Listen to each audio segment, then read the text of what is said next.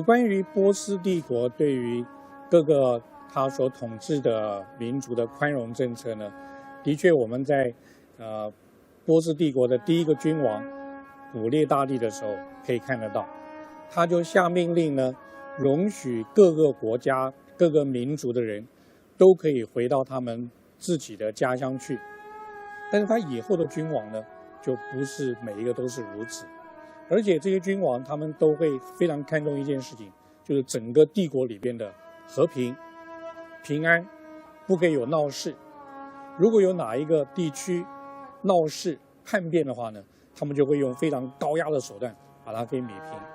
希罗多德写的这个历史它里面大概有将近1/3的篇幅都讲这个亚哈随鲁王，他是一个雄才大略，但是也是一个好大喜功的人。但是另外一方面呢，也看到他对人有的时候是非常的残忍的，所以看到说他如果对这个犹太人起了疑心的话呢，也可能就是有像圣经上面记载的所讲到，用很残暴的手段把他们通通都给灭掉，这应该是不足为奇的事情。那普洱是什么呢？普洱就是一个掣签，好像是抽签一样，或者掷一个骰子。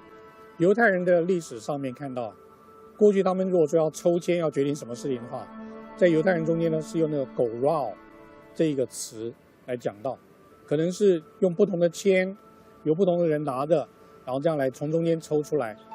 但是呢，普洱这个字呢，总共只有在这个以斯帖记里面提到，它不是犹太人用的，它是只有在亚述、巴比伦、波斯这个地方，是在两河流域那边所用到。还有呢，用掷骰子的方式来决定说，这一天是吉日，这一天是凶日，这一天可以做什么，这一天不可以做什么。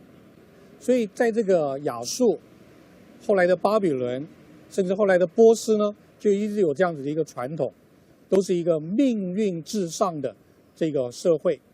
甚至我们读到以斯帖记呢，他们用掷骰子的方式来决定说要怎么样子对待另外一个民族，像这个犹太人。可是呢，以色列人他们就相信他们的命运是在上帝的手中，即使说在这个国家里边他们掷骰子要把这个以色列命统统都给灭掉，可是呢，上帝可以把他们整个命运就全部翻转，让他们要被灭绝的日子反而变成得救的日子，要被敌人给消灭的日子呢，反而成为一个得救的日子。所以这是我们看到神在那边掌管整个的历史。那我们也从历史上面一些证据里面，更加可以得到一个非常非常好的印证。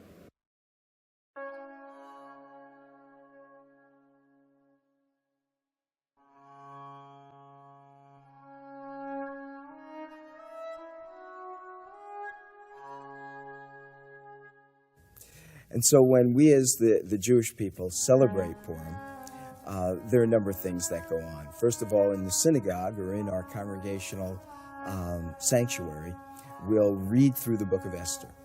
And everyone is given what is referred to as groggers or noisemakers. And as we read through the book of Esther, whenever the name of Haman comes up, the noisemakers are activated, and people boo and hiss and they stamp their feet. And this is because God had promised to blot out the Amalekites from generation to generation until they were no more. So when Haman's name is read, the booing, the hissing, the use of the noisemakers is meant to blot out the name of Haman and to remember God's faithfulness to his people. Further, the young people will dress up in a variety of costumes.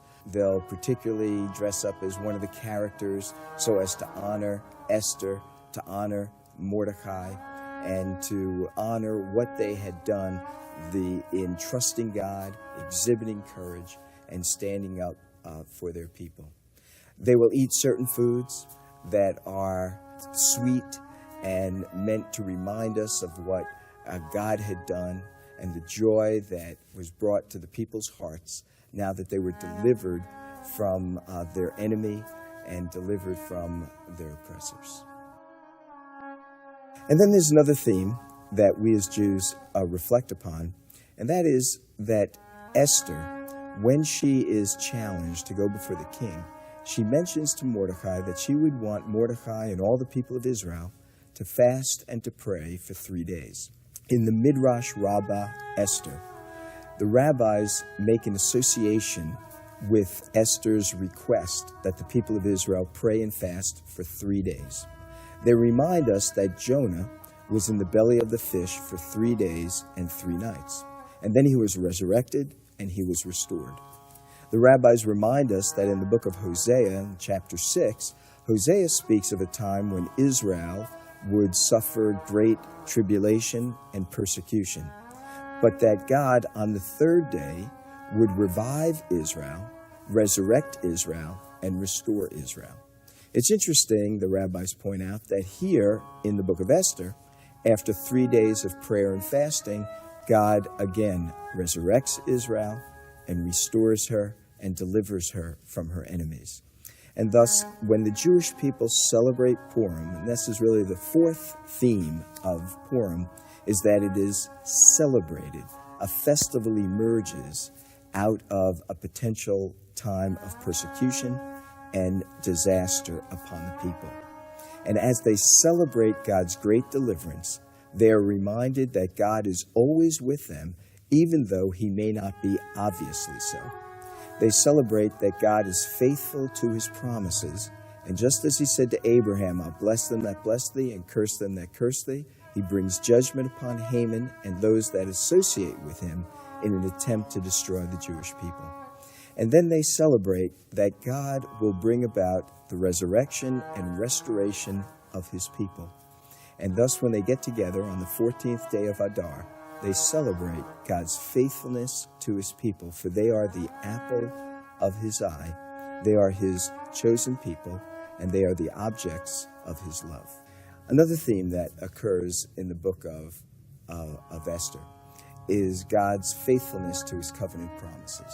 To Abraham, he said, I will bless them that bless thee, and I will curse them that curse thee. What we see in the book of Esther is the outworking of God's covenantal promise to Abraham and his descendants that he will bring blessing upon those that bless his people, and he will bring judgment upon those that harm his people. In the case of the book of Esther, Haman attempts to harm God's people, and God works or reacts with respect to this Abrahamic covenant, and thus he brings judgment upon Haman and upon his evil intentions. That is because the Jewish people are the chosen people of God. They are the apple of God's eye, and God is faithful to his promises that he has made to Abraham and his descendants.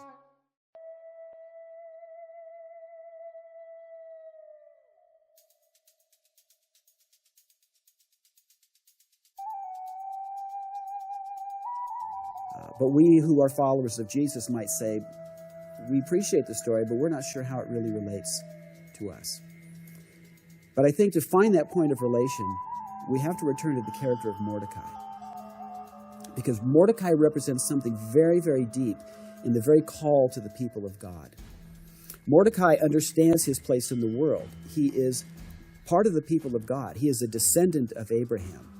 But like his kinfolk, he is in exile, and they have been for centuries. But in that exile, he remains part of the people of God. He holds on to that identity. And in the very first act of his connection with the king, he saves the king's life. Now, in some ways, it could be argued that Mordecai should have minded his own business. What does it matter to him if the king is executed? The king is part of that overall structure that keeps the Jewish people captive in a land other than Israel. Let the king die. But Mordecai doesn't do that. He recognizes he lives in a broken and hostile world, but he stands in the gap for the king.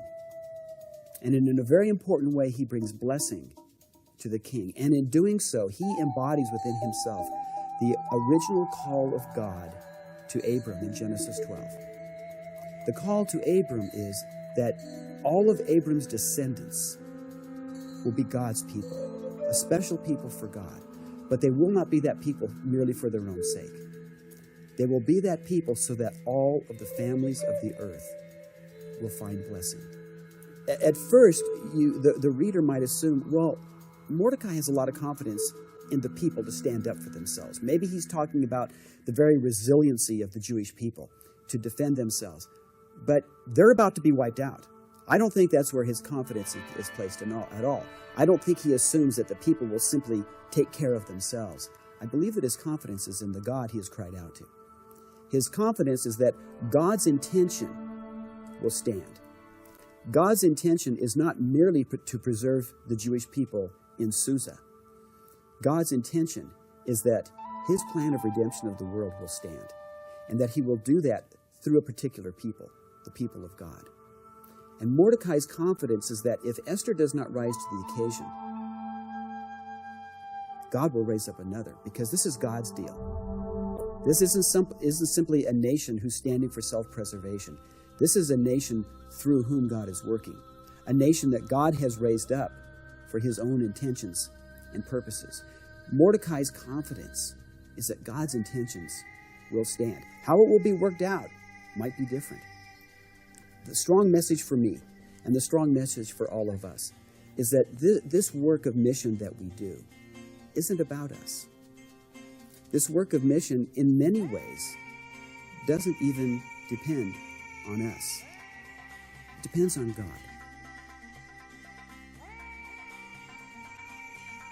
For me, the reminder is that story is not just one ethnic family's story. It's my story as well. It's the story of we who follow Jesus that we are also called, we are drawn into, as Paul the Apostle would say, we've been grafted into that vine called Israel. And we share that divine call to be God's people for the sake, for the good, for the blessing of the entire earth, of the entire world. And in doing so, we bring that blessing not always in a friendly environment. And where Christians are found all over the earth, they always wander this earth as citizens of another kingdom. Whether they are living in America, or China, or Indonesia, or Germany, or Taiwan, or anywhere on planet Earth.